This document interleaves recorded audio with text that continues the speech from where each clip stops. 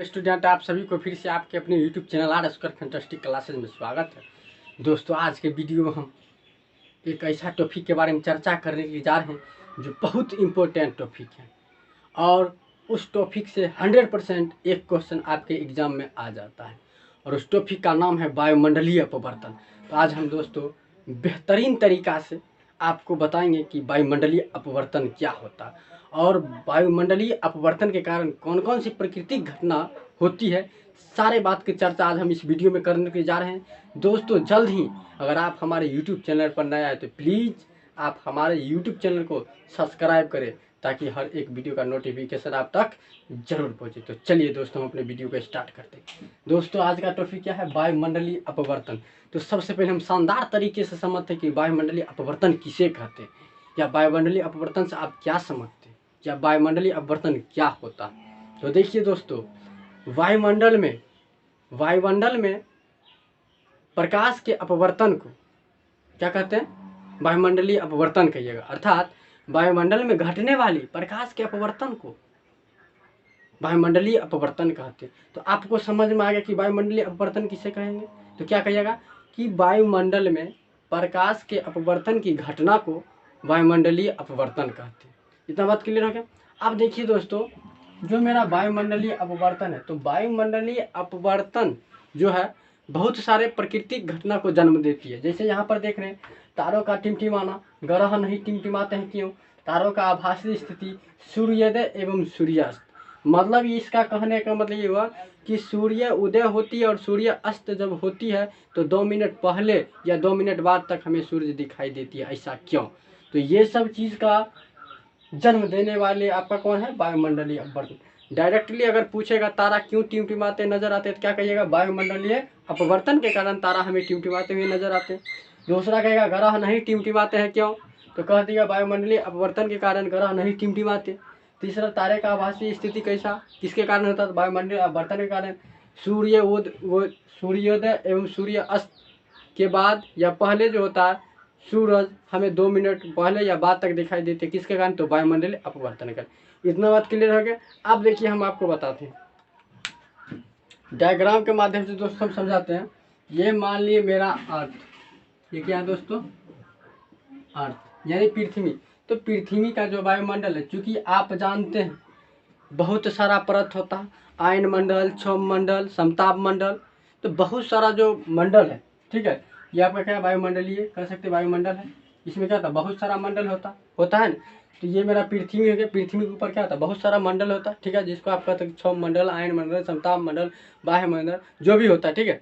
तो जो आपका वायुमंडल है, ठीक है, और ये भी आप जानते हैं कि वायुमंडल में क्या होता है? अनेक प्रकार की धूल कण या गैसों के अणु परमाणु पाए जाते हैं। अब देखिए, हम आपको समझाते हैं कि जैसे माने कि यहाँ पर वायुमंडलीय अपवर्तन, आपने इसका परिभाषा देख ली कि वायुमंडल में होने वाली प्रकाश के अपवर्तन को वायुमंडलीय अपवर्तन कहते हैं। इतना बात तो क्लियर हो गया। अब देखिए कैसे होता है ये बात बताते हैं। क्योंकि देखिए, मान लेते हैं यहाँ पर सूरज है। क्या है दोस्तों? सूरज। तो सूरज से जो प्रकाश की किरण निकलती है, ठीक है, तो सूरज से जो प्रकाश की किरण निकलती है तो वो क्या होता है कि यहाँ पर तो आएगी। और दोस्तों, एक बात आपको जानना जरूरी है, ये जो आपका सब परत है, ठीक है, ये परत जो है दोस्तों यहाँ पे एक मीडियम का काम करेगा। क्या चीज़ का? मीडियम का। चूँकि आप जानते हैं अपवर्तन और परावर्तन। तो अपवर्तन क्या होता है, परावर्तन क्या होता है, ये बात आप जान चुके हैं। अपवर्तन का मतलब ये हो कि जब कोई प्रकाश की किरण एक माध्यम से दूसरे माध्यम में प्रवेश करती है, ये क्या होता है? अपवर्तन। लेकिन परावर्तन क्या होता है दोस्तों कि जब कोई प्रकाश की किरण जिस माध्यम से आती है और उसी माध्यम में लौट जाती है, तो ये मेरा क्या होता है? परावर्तन। इतना बात क्लियर हो गया। अब देखिए, जो आपका पृथ्वी है, ठीक है, तो पृथ्वी के नीचे या पृथ्वी पर, ठीक है, क्या होता है दोस्तों? आपका मीडियम होता, ऊपर भी मीडियम होता। तो नीचे कौन मीडियम होता, ऊपर कौन मीडियम, ये समझ जाइएगा तो आपको अच्छी तरीक़ा से समझ में आ जाए कि प्रकाश का परावर्तन प्रकाश का अपवर्तन कैसे होता। ये जो होता है दोस्तों आपका डेंसर मीडियम होता है, ठीक है। कौन मीडियम? Denser medium. और ये जो ऊपर में होता है ये रेलर मीडियम होता है। कौन मीडियम? डेंसर मीडियम और रेलर, यानी ये सघन माध्यम और ये विरल माध्यम। क्यों होता है? देखिए, क्योंकि ये जो आप जानते हैं दोस्तों कि हवा जब गर्म होती है तो वो ऊपर की ओर उठती है। हवा जब गर्म होती है तो ऊपर की ओर उठती है, तो ऊपर क्या आता है, गर्म हवा, नीचे क्या आता है, ठंडा हवा। इतना बात आपको क्लियर हो गया कि ऊपर क्या आता है, विरल माध्यम, नीचे क्या आता है, सघन माध्यम। इतना बात क्लियर हो गया। अब देखिए दोस्तों, जब यहाँ से सूरज की प्रकाश निकलती है तो हमने आपको पहले ही बताया, ये जो परत है ये एक मीडियम का काम करता है, ठीक है। और ऊपर दोस्तों आपका विरल माध्यम है, नीचे आपका सघन माध्यम। जब विरल माध्यम से सघन माध्यम में प्रकाश की किरण प्रवेश करती है, क्या था, वह अभिलंब की ओर मुड़ जाती है। ये बात हमने पहले ही आपको बता चुके हैं कि जब कोई प्रकाश किरण अगर रेलन मीडियम से डेंसर मीडियम में इन करती है तो क्या होता है, वो नॉर्मल की ओर झुक जाती है। तो ऊपर में मेरा कौन मीडियम है दोस्तों, रेलन मीडियम, नीचे क्या है, डेंसर मीडियम। तो प्रकाश की किरण यहाँ तक तो सीधा आएगी, लेकिन यहाँ पर एक क्या है आपका परत जो है, वायुमंडल जो है, ये किस क्या चीज़ के काम करेगा, अभी मीडियम का काम करेगा। तो यहाँ पर तो दोस्तों आप आराम से कर सकते हैं, एक हम नॉर्मल ड्रॉ कर सकते हैं, इस टाइप से कर सकते हैं। और जब नॉर्मल ड्रॉ कीजिएगा तो क्या होगा, ये अभिलंब की ओर मुड़ेगी इस टाइप से। फिर यहाँ पर भी एक मीडियम है, तो ये भी क्या होगा, नॉर्मल की तरफ मुड़ेगी। फिर देखिए दोस्तों, यहाँ पर भी एक मीडियम है, फिर ये क्या है, फिर नॉर्मल की तरफ मुड़ेगी। फिर यहाँ पर भी एक मीडियम है, तो यहाँ पर भी नॉर्मल ड्रॉ करेंगे तो ये भी नॉर्मल की तरफ मुड़ेगी। तो यहाँ पर भी आएगी, तो यहाँ पर भी क्या है, एक मीडियम है, तो ये भी क्या होगा, नॉर्मल ड्रॉ, फिर ये मुड़ेगी। तो कहने का मतलब क्या हो कि एक माध्यम से दूसरे माध्यम आ रहा, प्रकाश का अपवर्तन हो रहा। तो यहाँ से आपको ये चीज़ समझ में आ गया कि वायुमंडलीय अपवर्तन कैसे होता है, वायुमंडल में प्रकाश का अपवर्तन कैसे होता है, देख लिए। अब देखिए दोस्तों, अब हम आपको समझाते हैं कि तारे का टिमटिमाना बहुत इंपॉर्टेंट क्वेश्चन है, और ये क्वेश्चन कई बार पूछे जा चुके हैं और पूछे जा सकते हैं कि रात में हमें तारा टिमटिमाते हुए नजर आते हैं क्यों, ये बात हम चर्चा करेंगे। तो फिलहाल आपको ये समझ में आ गया कि वायुमंडलीय अपवर्तन क्या होता है, इतना बात क्लियर हो गया। अब हम चलते हैं, इसका जो फर्स्ट है, फर्स्ट क्या, तारों का टिमटिमाना। तो आपसे क्वेश्चन अगर पूछा जाए कि रात में हमें, या आप लोग खुद गर्मी के मौसम में जब छत पर सोते होइएगा तो आकाश में, अगर आकाश को आप देखते होइएगा तो तारा क्या होता है, हमको चुकभुक करते हुए नजर आता है। कभी कभी एकाएक जिस तारा को हम देख रहे वो तारा हमें दिखाई ही नहीं देती है, फिर कुछ देर के बाद दोस्तों अगर उसी तारा को हम देखते तो वो तारा हमें दिखाई देती है। ऐसा क्यों होता है, तो वायुमंडलीय अपवर्तन के कारण होता है। अब हम बताते हैं दोस्तों, तारे का टिमटिमाना बहुत इंपॉर्टेंट क्वेश्चन है, गौर से सुनिएगा। आपसे क्वेश्चन ये पूछेगा कि रात में तारे हमें टिमटिमाते हुए नजर आते हैं क्यों, ठीक है। सबसे पहले हम आपको डायग्राम के माध्यम से बताते हैं, और साथ में ये भी क्वेश्चन बताएंगे कि ग्रह नहीं टिमटिमाते हैं क्यों। ये दोनों क्वेश्चन अभी हम डायग्राम के माध्यम से आपको समझाते हैं, उसके बाद फिर हम आपको बताएंगे कि आपको लिखना किस तरीके से। तो देखिए दोस्तों, इसको हम मिटाते हैं, आपको समझ में आ गया होगा कि वायुमंडलीय अपवर्तन क्या होता है, ठीक है दोस्तों। हवा कितने प्रकार का होता है, दो, एक ठंडी हवा और एक गर्म हवा। जब गर्म हवा गर्म होती है तो कहाँ, ऊपर की ओर उठती है। तो ऊपर कौन मीडियम होता है दोस्तों, रेलन मीडियम, नीचे क्या होता है, डेंसर मीडियम। जब रेलन मीडियम से डेंसर मीडियम में प्रकाश इन करती है तो क्या होता है, विलंब की ओर मुड़ जाती है। आपने यहाँ पर देख लिया। अब देखिए, मान लेते दोस्तों ये मेरा दोस्तों अर्थ है, ठीक है। ये क्या है दोस्तों, मेरा अर्थ, देखिए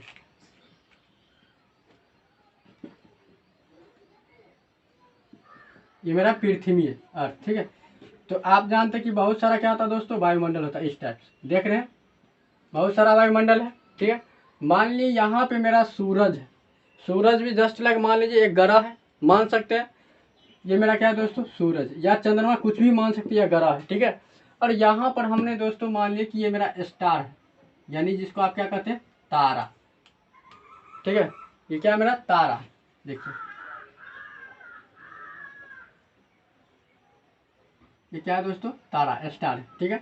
और हमने मान लिए यहाँ पर मेरा क्या है दोस्तों, सूरज है, ठीक है। यहाँ अब देखिए, आपसे क्वेश्चन पूछा जाएगा, ये ग्रह है, इसको मान लेते भी ये ग्रह है, तारा टिमटिमाते हुए रात में नजर आते हैं लेकिन ग्रह नहीं, क्यों। दोनों का एक साथ हम आंसर देते हैं, देखिए। या आपसे पूछ देगा चंद्रमा, चंद्रमा भी क्या एक ग्रह भी है, ठीक है। अब देखिए, तो इसका क्या होगा, कैसे हम बताएंगे, पहले आप यहाँ समझिए, फिर हम आपको बताएंगे कैसे आपको लिखना। देखिए दोस्तों, क्या होता है कि जब इस तारा से प्रकाश निकलेगी, ठीक है, इस तारा से प्रकाश निकलेगी, तो यहाँ पर दोस्तों देख रहे हैं एक मीडियम है, इस तारा से प्रकाश निकलेगी तो यहाँ पे आएगी, इस मीडियम पे टच करेगी। और हमने आपको पहले ही बताया ऊपर कौन मीडियम है दोस्तों, विरल माध्यम है, और नीचे क्या, सघन माध्यम। तो जब विरल माध्यम से सघन माध्यम में प्रवेश करती है प्रकाश की किरण अभिलंब की ओर मुड़ती है। अब देखिए तो एक्चुअल में क्या होता है दोस्तों, ये जो तारा है ये पृथ्वी से बहुत ज़्यादा दूरी पर है, ठीक है। लेकिन जो ये आपका ग्रह है सूर्य, वो पृथ्वी के काफ़ी नज़दीक है। इतना बात क्लियर हो गया। पहला कारण क्या हो सकता है कि जो आपका स्टार है वो पृथ्वी से बहुत दूरी पर है, काफ़ी दूरी पर है। लेकिन जो आपका सूरज वो तारे की अपेक्षा पृथ्वी से क्या है, बहुत नज़दीक है, ठीक है। जिसके कारण क्या होता है कि जब इसका प्रकाश, तारे से जब प्रकाश निकलती है और हमारे पृथ्वी तक पहुंचती है या हमारे आंखों तक पहुंचती है, तो उस बीच में क्या होता है, इसको बहुत सारा वायुमंडल को क्रॉस करना पड़ता है। लेकिन यही सूरज, अगर सूरज से जब प्रकाश की किरणें निकलती है तब क्या होता है कि इसे कुछ ही वायुमंडल को क्रॉस करना पड़ता है, क्योंकि ये क्या है, पृथ्वी के काफ़ी नज़दीक है और ये पृथ्वी के काफ़ी दूर है। जिसके कारण इसका प्रकाश यहाँ तक पहुँचने में बहुत सारा वायुमंडल को क्रॉस करना पड़ता है। और आप जानते हैं कि वायुमंडल में बहुत सारा धूलकण होता है और गैस का अणु-परमाणु होता है। जिसके कारण क्या होता है, सबको इसको, ये जो आपका तारा का प्रकाश है, ठीक है, ये तारे के प्रकाश सब चीज़ को झेलते हुए यहाँ तक पहुँचता है। तो कभी क्या होता है कि कभी तारा का जो प्रकाश होती है वो बढ़ जाती है, तो कभी तारा का प्रकाश बढ़ती है तब क्या होता है, तारा हमें चमकीला दिखाई देता। कभी तारा का प्रकाश घट जाता तो क्या होता, तारा हमें धुंधला दिखाई देता। ऐसा आप लोग को रात में दिखने के लिए मिलता होगा कि जब आप रात में सोए, छत पर सोए रहते हैं, तब आप तारा को, अगर किसी तारा को एक टक से देखिएगा तो वो तारा कुछ देर के लिए आपको ज़्यादा लाइटिंग देगा और तुरंत में आपको क्या होगा, उसका लाइटिंग क्या होगा, कम हो जाता। बस यही कारण है वायुमंडलीय अपवर्तन। इतना बात आपको क्लियर हो गया कि क्या, कि जब यहाँ से प्रकाश निकलते तो बहुत सारा वायुमंडल को क्रॉस करती आती है। जब तारा का प्रकाश बढ़ता है तो तारा हमें चमकीला नजर आता, और जब तारा का प्रकाश घटता तो हमें क्या होता है, धुंधला नजर आता, ठीक है। जिसके कारण हमें क्या लगता है कि तारा टिमटिमाते नजर आते। लेकिन यही सूरज है, ठीक है, इस सूरज जो है, इसका जो प्रकाश निकलता है या ग्रह का प्रकाश जो निकलता है, ठीक है, वो क्या होता है, कुछ ही वायुमंडल को क्रॉस करके हमारे आंखों तक पहुंचती है। जिसके कारण क्या होता है कि हमें ये पता नहीं चलता है कि सूरज या ग्रह टिमटिमाते हुए नजर आता। क्यों? क्योंकि इससे जो प्रकाश निकलते वो डायरेक्ट मेरी आंखों तक आती है, यानी तीव्र गति से, तेजी गति से इसका प्रकाश मेरी आंखों तक आती है। जिसके कारण हमें ये नहीं लगता कि ग्रह टिमटिमाते हुए नजर आता। लेकिन यही जब तारा का प्रकाश आता है तो क्या होता है, कभी बढ़ जाता है, जब बढ़ जाता है इसका प्रकाश तो ये चमकीलापन दिखता, और जब इसका प्रकाश घट जाता तो कैसा दिखता, धुंधलापन। इतना बात आपको क्लियर हो गया। अब देखिए दोस्तों, आपको लिखना कैसे ये बताते हैं। क्वेश्चन आपसे क्या पूछा जाए, आपसे क्वेश्चन ये पूछा जाए कि रात में तारे हमें टिमटिमाते हुए नजर आते हैं क्यों।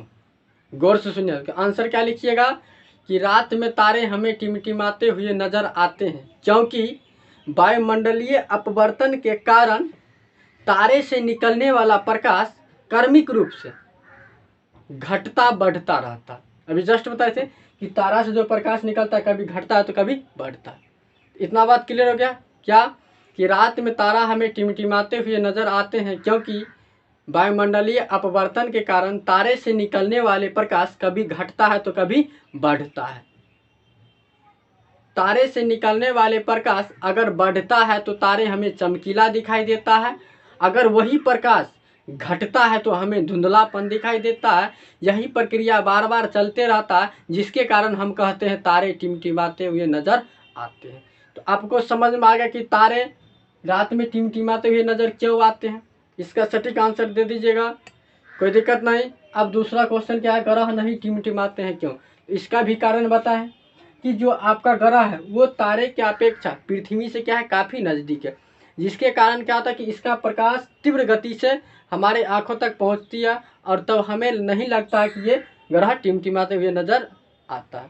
तो इसका क्या लिखिएगा, लिखिएगा चूँकि तारे के अपेक्षा ग्रह पृथ्वी से काफ़ी नज़दीक है और ये हमें बहुत बड़ा दिखाई देता है, और ग्रह से निकलने वाली प्रकाश तीव्र गति से हमारे आँखों तक पहुँचती है, जिसके कारण हमें नहीं लगता है कि तारे ग्रह टिमटिमाते हुए नजर आता है। तो हम कह सकते हैं कि ग्रह नहीं टिमटिमाते हैं। इतना बात क्लियर हो गया। अब देखिए दोस्तों, तीसरा क्वेश्चन की ओर चलते। तीसरा क्वेश्चन क्या, तारों का, अब देखिए दोस्तों हम तीसरा के बात करते तारे का आभासी स्थिति क्या होता है। देखिए आपको आज और अभी इस वीडियो में पता चल जाएगा कि तारा जो रियल पोजीशन तारा का होता है वो हमें नहीं दिखाई देता, हमको वर्चुअल पोजीशन दिखाई देता।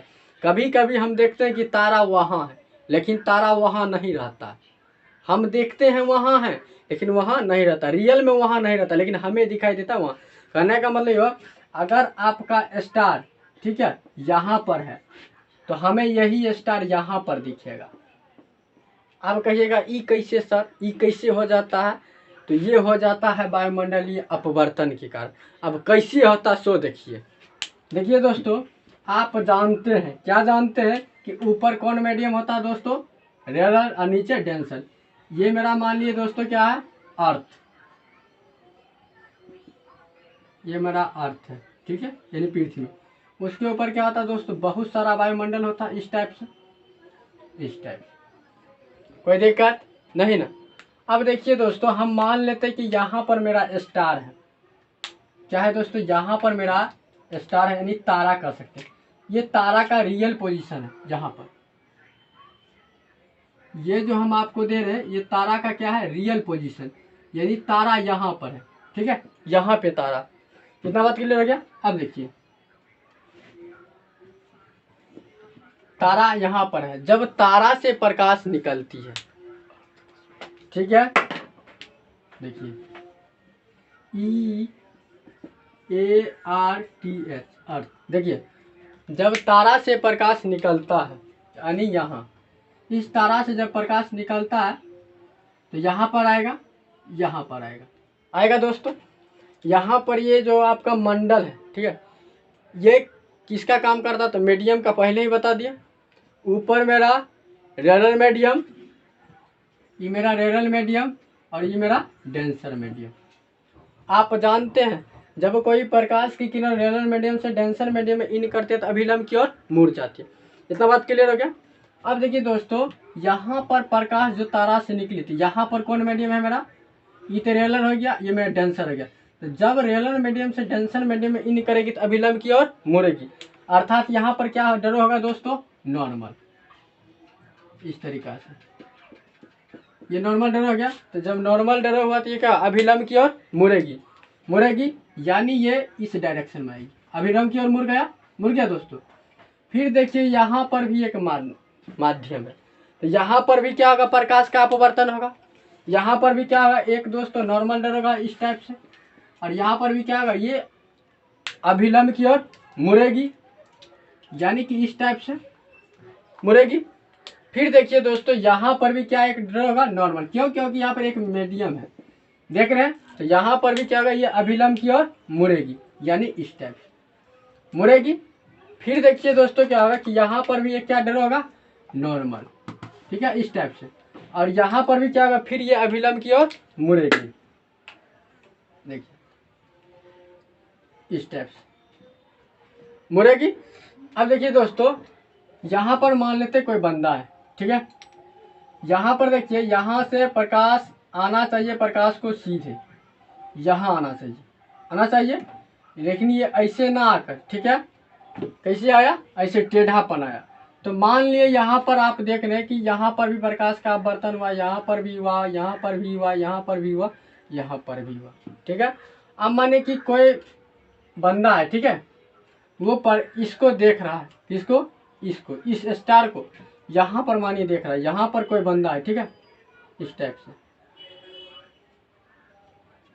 ये कोई बंदा, ये बंदा इस स्टार को देख रहा है, किसको देख रहा है, स्टार को। तो ये स्टार इसको कहाँ दिखेगा, देखिए कहाँ देखेगा, सो देखिए यहाँ पे स्टार दिखेगा इसको, यहाँ पे इसको क्या दिखेगा, स्टार, यही स्टार, यही स्टार इसको आकाश में यहाँ पर दिखाई देगा। क्यों दिखाई देगा, सो देखिए,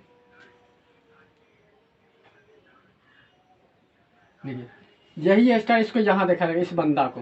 क्यों, क्योंकि देखिए प्रकाश का जो तारा का जो प्रकाश निकला ठीक है, वो तो यहाँ पर आया, यहाँ के बाद क्या प्रकाश का अपवर्तन हुआ तो ऐसे टर्न लिया, फिर यहाँ पर भी प्रकाश का आवर्तन मत का वैसे टर्न लिया, फिर ऐसे टर्न लिया, फिर ये ऐसे टर्न लिया। लेकिन यहाँ से जो बंदा दिखाई देगा वो तो सीधे देखेगा, तो उसको यहाँ से अगर वो ये सीधे देखता है तो सीधे इसको यहाँ पे दिखाई देगा। तो यही जो आपका तारा, ये तारा कहाँ दिखाई देगा, यहाँ पर दिखाई देगा बंदा को। समझ में आया? ये आपका क्या है, तारे का आभासी स्थिति। तो आपको ये चीज़ अब समझ में आ गया होगा कि तारा जो आकाश में हमें दिखता है उसका रियल पोजीशन नहीं होता, बल्कि वो वर्चुअल पोजीशन, काल्पनिक आभासी जो स्थिति होता तारा का वो हम देखते हैं, ना कि उसका वास्तविक स्थिति देखते। वास्तविक स्थिति देखते हैं दोस्तों? नहीं। क्या देखते हैं? उसका आभासी यानी वर्चुअल काल्पनिक स्थिति जो होता है वो हम देखते हैं। समझ में आपको आ गया? आप जहाँ पे तारा को देख रहे हैं वहाँ पे एक्चुअल में तारा रहता नहीं है, बल्कि वहाँ से कुछ साइड में तारा रहता है, ठीक है, जिसके कारण हमें क्या होता है कि उसका रियल पोजीशन नहीं दिखता, वर्चुअल दिखता है। तो किसके कारण? प्रकाश वायुमंडलीय अपवर्तन के कारण। इतना बात क्लियर हो गया दोस्तों? अब देखिए हम आपको बताते हैं कि सूर्य उदय होता है और सूर्य जब अस्त होती है तो सूर्य उदय होने से 2 मिनट पहले और सूर्य अस्त होने के बाद 2 मिनट बाद हमें सूर्य दिखाई देती रहती है। ऐसा क्यों? इस बात की देखिए चर्चा करते हैं। इसको दोस्तों मिटाते हैं थोड़ा। दोस्तों चर्चा करेंगे सूर्योदय एवं सूर्यास्त, मतलब सूर्य जब उदय होती है तो उदय होने से 2 मिनट पहले ही हमें दिखाई देती है सूर्य, और सूर्य जब अस्त होती है 2 मिनट बाद तक हमें सूर्य दिखाई देता है। क्यों? देखिए, यहाँ पर मान लीजिए ये मेरा अर्थ है यानी पृथ्वी,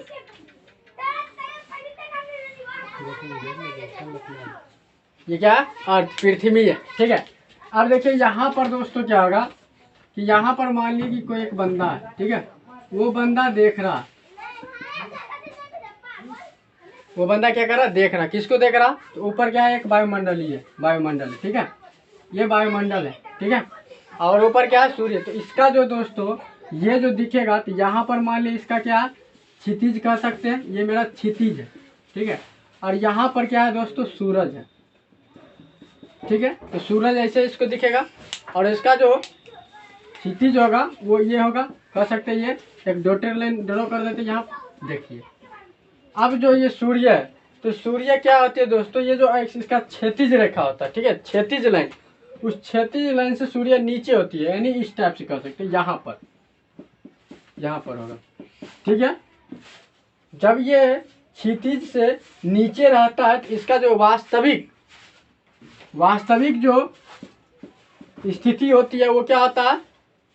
कुछ ऊपर दिखाई देता, जिसके ये मॉर्निंग का कंडीशन है, इवनिंग का कंडीशन इधर बताते हैं। जैसे मानिए यहाँ पर सूरज है, ठीक है, यहाँ पर भी सूरज है, यहाँ पर भी सूरज है, यहाँ पर मान लीजिए सूरज यहाँ, ठीक है, ये मेरा सूरज, ये मॉर्निंग का स्थिति, और ये इवनिंग का स्थिति, और ये हम शाम का स्थिति बता रहे हैं। देखिए ये मेरा मॉर्निंग, ये मेरा इवनिंग। अब देखिए क्या होता है कि जब यहाँ से कोई व्यक्ति देख रहा है इस सूरज को, ठीक है, तो इसको दिखना चाहिए यहाँ पे, ये मेरा क्या है दोस्तों? क्षितिज है। तो जो क्षितिज से मेरा सूरज क्या रहता है? सुबह में नीचे रहता है, और इसका जो वास्तविक आकृति होती है वो कहाँ दिखाई देती है? ऊपर, यानी वास्तविक आकृति से सूरज ऊपर दिखाई देती है मॉर्निंग में, जिसके कारण क्या होता है कि सूर्य उदय होने से 2 मिनट पहले ही हमें सूर्य दिखाई देने लगते हैं। यानी ये कहाँ दिखाई देगी? यहाँ पे, इस टाइप से। समझ में आ गया? ये क्या है? क्षितिज ये मेरा है, तो क्षितिज से नीचे मेरा सूरज है मॉर्निंग में, और ये जो इसका वास्तविक स्थिति, इस वास्तविक स्थिति से जो वास्तविक स्थिति है ये हमें नहीं दिखाई देगा, बल्कि इसके वास्तविक स्थिति से ऊपर, यानी कि यहाँ पर ये सूरज हमें दिखाई देगा मॉर्निंग में, और 2 मिनट पहले ही दिखाई देती है। क्लियर हो गया? अब देखिए शाम की बात है, शाम में भी यही होता है कि जब मेरा सूरज, ये जो मेरा ओरिजिन है यानी क्षितिज है, इसके नीचे मेरा सूरज रहती है, ठीक है, और क्या होता है कि जब ये सूरज डूबती है या अस्त होती है तो क्या होता है? इसका प्रकाश यहाँ दिखाई देती है, यानी 2 मिनट पहले ही दिखाई देती है, सॉरी 2 मिनट बाद तक दिखाई देती है। यहाँ पे पहले दिखाई देगी, यहाँ पे बाद में दिखाई देगी। क्या? देखिए जब मेरा जो क्षितिज है, ठीक है, क्षितिज से मेरा सूरज क्या होता है? नीचे होती है। क्षितिज जो होता है उससे सूरज मेरा नीचे होती है, और जो इसका वास्तविक स्थान है, ठीक है, जो इसका वास्तविक है, जहाँ पे सूरज वास्तविक रूप में रहता है उसके ऊपर सूरज हमें दिखाई देता है। कब? जब ये क्षैतिज के नीचे रहता है तब क्या होता है, वास्तविक स्थिति से ऊपर हमें सूरज दिखाई देती है, जिसके कारण क्या होता है कि सूर्य उदय से 2 मिनट पहले ही सूर्य हमें सुबह में दिखाई देने लगता है। सेम कंडीशन इधर आइए कि जो मेरा सूरज है, ठीक है, वो क्षितिज के नीचे रहता है, जिसके कारण क्या होता है कि वायुमंडलीय अपवर्तन के कारण ये हमें अस्त होने के 2 मिनट बाद तक दिखाई देती है।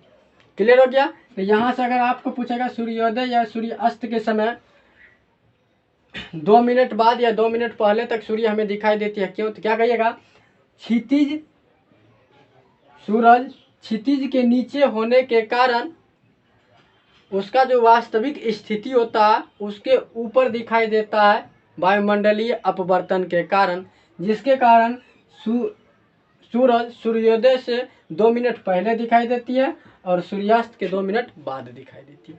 इतना बात क्लियर है क्या दोस्तों? तो आपको ये चीज़ समझ में आ गया होगा कि वायुमंडलीय अपवर्तन क्या होता है और तारे का टिमटिमाना, ग्रह नहीं टिमटिमाते हैं, तारे का आभासी स्थिति और सूर्योदय एवं सूर्यास्त के बाद या पहले 2 मिनट तक हमें दिखाई देती है सूर्य।